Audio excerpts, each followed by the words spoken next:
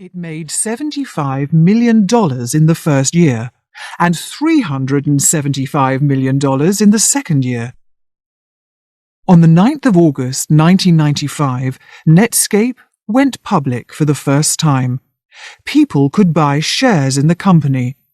On the evening before the sale, the shares were priced at $28 each. When the market opened, they sold for more than $70. This made it the most successful sale of all time. America's main financial newspaper said it took many of today's most successful companies 50 years to become corporations worth $2.7 billion. It took Netscape about a minute. Chapter 7. Yahoo! A Guide to Everything. The World Wide Web contains millions of pages, and it is growing more quickly every day. It is likely that hundreds of new pages will be added while you are reading this chapter. No one can say exactly how big the web is at any moment, but it is probably bigger today than any library on Earth. Almost anything you could want to know is on the web, somewhere. But that's the problem. Information is no use unless you can find it. And as the web grows, it becomes more and more difficult to find exactly what you want. One obvious answer is to let a computer do the work. There are lots of search engines that use powerful computers and clever software to hunt on the web. You give them a topic, and they give you a list of the sites that seem to talk about it. But very often the list is still too long to be useful. If you want to know more about the actress Pamela Anderson, the Alta Vista search engine will quickly find more than 150,000 pages for you. More importantly, the software does not understand what it is looking for. To a computer, the word football does not mean anything. It is just a string of letters. A computer does not know that American football is completely different from the game played in the rest of the world. Yahoo is one of the most popular sites on the web, with millions of visitors every day, because it uses a different way of searching the internet. Instead of computers, Yahoo employs people to surf the web. Yahoo's professional surfers spend all day looking at websites. If they think a site is good, interesting or important, they add it to Yahoo's Guide to the Web. The principle behind the system is that any site can be fitted into one of 14 categories. When you go to Yahoo, you see these 14 categories first. Some of the categories are arts, business, computers and internet, education, entertainment, government, news, sports, science, and society and culture. It is always fun to try to think of a topic or a web page that could not be put into one of Yahoo's categories, but it is hard to succeed at this game. The categories have been tested over many years, and anyway, the 14 categories are only the surface of Yahoo. Each of them contains many other smaller categories, which each contain even smaller categories. Some of the topics in the smallest categories are so odd that you cannot believe anyone in the world knows anything about them. Just the page's author, perhaps. Yahoo is clever because it is so well organized. Many other sites have copied the idea of breaking the web into categories, but none of them is as well organized as Yahoo. In a world of new technology, Yahoo's strength is human intelligence. Yahoo's creators, Jerry Yang and Dave Filo, met at Stanford University. They were both graduate students who stayed at the university because they did not feel ready for jobs. Today, Jerry says, "I wasn't really ready to work. I had a good degree, but I didn't have the experience, and I wasn't grown up enough for it. I wasn't even 21, so I looked for ways to stay in school." Dave Filo felt the same way. Dave was a little older than Jerry, and in fact he had once been Jerry's teacher. "He gave me a B," complains Jerry, who was used to getting A's. But they also worked together, and Jerry gratefully remembers that Dave did all the work. "He wrote the whole program. I didn't do anything. So I knew then that I was going to have to work with him more often. They did spend more and more time together. They were and still are a great team. Dave is a brilliant engineer. Jerry is a brilliant talker. Dave is messy. Jerry is neat. When one can't do something, the other probably can. But Jerry says that Yahoo started because he always felt about half a step behind Dave on the internet. Dave always had this talent for finding things. I was always trying to find out how he knew everything. Dave and Jerry had a tiny office in a university hut at Stanford. Both of them were still doing university work. They wanted to go into business, but did not know what to do. Then Dave discovered Mosaic. Both of them quickly became web experts. They spent hours on the internet, and their university work began to suffer. But this was when Yahoo really started. Dave and Jerry both began to make lists of their favourite websites. They showed their new discoveries to each other all the time, and eventually joined their lists together. The result was Jerry's Guide to the World Wide Web. But soon things got out of control. There were so many sites that Dave and Jerry had to organise the list.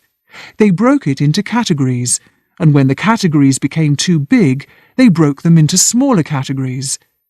This is still the way Yahoo works today. It was quickly obvious that lots of people outside the hut also wanted a guide to the web. Soon hundreds of people were viewing Jerry's Guide every day. This came as a surprise to Dave and Jerry. They had never thought about an audience. But the guide was a website like any other site. It was on Stanford's network, which was on the internet, so anyone with a connection to the internet could look at the guide. This sudden audience was not just looking at the guide, it was also suggesting ways to improve it. People started sending in their own favourite web addresses. If Dave and Jerry liked them, they included these sites in the guide. Then they began to ask people to suggest good websites. The result was a flood of email. Both Jerry and Dave found that they loved this attention, and it was often very helpful. They were able to make the guide better, which led to more traffic, more emails, more sites in the guide. After a few weeks, Jerry decided to change the name of the site to David and Jerry's Guide to the World Wide Web. "Why are you changing it?" said Dave. "I don't want my name on it." "I know," said Jerry. "That's why I did it. Now you'll have to think of a better name." At first, Dave only knew that the name had to start with YA. Lots of his favourite computer programs were something because the authors were often too exhausted to invent an original name by the time they had finished the program, so they just called it Yet Another Newsreader or Yet Another Email Program. Dave and Jerry sat down with a dictionary. Yatagan. Yatagan? Yes, a type of Turkish short sword with a double-curved blade. How about Yankee? Or Yang? Very funny. Eventually they decided on Yahoo. They just liked the sound of it. By the winter of 1994, the traffic was so heavy that Dave remembers that he was hoping it wouldn't grow so quickly. There was not much time to eat or sleep. But this was also the time that Netscape went public. The world was suddenly mad about the web. Dave and Jerry began to think that there must be a way to turn all this traffic into a business. Surely it must be worth something. They thought seriously about selling. A big internet company called AOL was interested in buying Yahoo. It was the world's largest commercial internet service, and it wanted a search engine. AOL made Dave and Jerry an offer that would make them very rich very quickly. The company also warned them that if they did not sell, they would soon be competing with AOL itself. Dave and Jerry thought hard about the offer. "What do you think?" Jerry asked. "It's a nice idea," said Dave. "It would be nice to be rich." "Yes, and I don't much like the idea of competing with AOL." "No, but if we take the money, we'll have to work there," for years. With the suits and the office politics. Not much fun there. It wouldn't be David and Jerry's guide, would it? No, and they'd kill Yahoo when they'd worked out how to run it. It had become AOL Search or something. But can we really do it ourselves? Start a business? Let's find out. So Dave and Jerry decided to stay in control of Yahoo. In April 1995, they borrowed $4 million to turn Yahoo into a proper business. Netscape had also been interested in buying Yahoo. They offered a similar deal to AOL's. They needed a search engine for their web browser. Dave and Jerry had refused Netscape's offer as well. For a time, they worried that they would soon be competing with two big rivals, AOL and Netscape. However, in the end, Netscape gave Yahoo an enormous amount of free business. Netscape did not create its own search engine. It simply put a link to Yahoo in its web browser. This meant that Yahoo was suddenly the obvious first step for many millions of web searches. Dave and Jerry used the $4 million to turn Yahoo into a proper company. They began to hire managers and professional surfers. The surfers meant that for the first time, Dave and Jerry did not have to look at every new site themselves. One of the new managers was Tim Kugel, who was hired by Dave and Jerry to be the chief manager. Like them, he came from Stanford's engineering department. His job was to decide how to make money from this amazingly popular but free service. Advertising was the obvious answer to this problem. Yahoo began to sell space on its pages in August 1995. It was no surprise when the change was greeted by a flood of angry email from existing users. "I can't believe you're doing this. We thought Yahoo was different, but now it's just like any other business."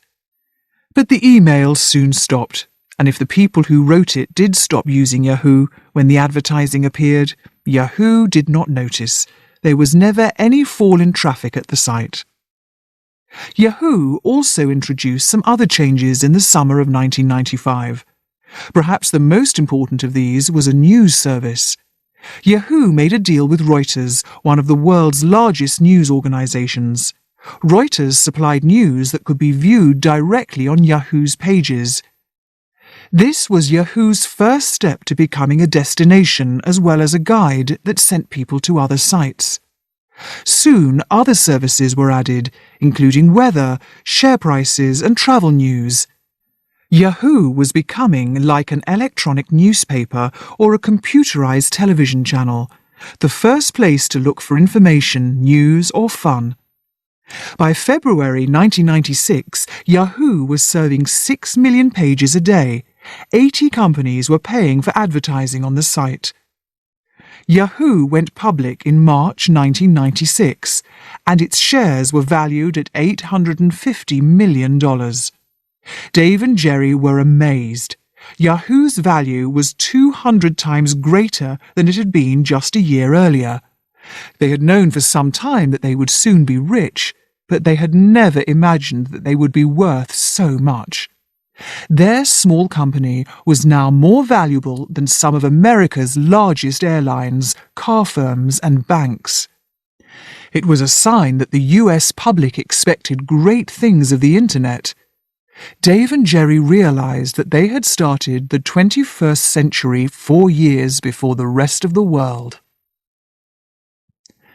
Chapter 8. The Future. It is impossible to say what the Internet will be like in the future or how it will change our lives. Just 10 years ago, very few people had heard of it. Now it is nearly as common and useful as the telephone. As more and more people use the Internet, as it becomes cheaper and faster and easier to use, there will be new things on the Internet that we cannot imagine today. But perhaps some of the more surprising things that have happened recently can give us a taste of the future. Anyone can report on the world. Using just a cheap PC, Matt Drudge nearly ended the career of US President Bill Clinton. Many other journalists at big news organizations knew about the possibility of a sexual relationship between Clinton and Monica Lewinsky. They chose not to report it. Matt Drudge did not work for anyone, but he wrote the story and put it on the internet. Soon 1 million people a day were looking at his website. Matt Drudge believes that traditional journalists are too friendly with the people they write about. Now with the internet, the future belongs to ordinary people with a story to tell. Internet crime. Vladimir Levin worked for a computer firm in St. Petersburg, Russia. From there, using the internet, he was able to break into Citibank's computers in the USA. He moved more than $10 million to other banks all over the world. Most of the world's money is now stored in computers. Clever criminals are likely to use computers and the internet, not guns, to steal it. Free software. Today, most operating systems are the work of hundreds of programmers, and they can cost thousands of dollars. In 1991, Linus Torvalds wrote an operating system alone, and he gave it away. Now, with the help of many other programmers who work together on the internet, his Linux system has grown into a serious rival to the products of the industry leader, Microsoft. It costs almost nothing to deliver software over the internet. If programmers are willing to give their work away, and if the programs are as good as their commercial rivals, the days of paying for software could soon be over. Computer wars. India and Pakistan have twice fought wars over Kashmir. In 1999, the battle took a new form when the Indian Army's website was taken over. The content of the site was removed, and stories of crimes by the army against ordinary Kashmiris were put there instead. As the internet becomes increasingly important to governments, it also becomes a stage for people who oppose them. The information wars of the future may be fought on websites. Sex. In 1995, Time magazine's cover showed a young child looking at sex pictures on the internet. The story said that 83% of the news part of the internet was being used to exchange sex pictures. In fact, this was not true, and there are many ways for parents to prevent their children from seeing anything on the internet that the parents do not like. But it is true that, like photography, cinema and video before it, the internet is growing partly because it is a way for people to find sexual material that they cannot easily obtain in any other way. Go to work on the internet. In Bangalore, India, thousands of computer programmers work while their US bosses are asleep. At the end of the day in Cologne, Germany, engineers send the designs of new cars to their colleagues in Dearborn, USA, who continue the work. In the future, the place where you live may become less important than who you are and what you can do. Are we alone in the universe? The project SETI searches for radio messages sent by intelligent life on other planets. It looks at radio waves from every part of the sky, searching for a pattern that means that another form of life is broadcasting. The problem is that there are many hundreds of millions of possible messages and many fewer mainframes to examine them. David Anderson of Berkeley University has an answer. His project, called SETI at Home, sends data to tens of thousands of home computers over the internet. A program works in the background when your computer is not doing anything else and looks for a message in the data. So the first contact with creatures from other worlds could happen on your PC.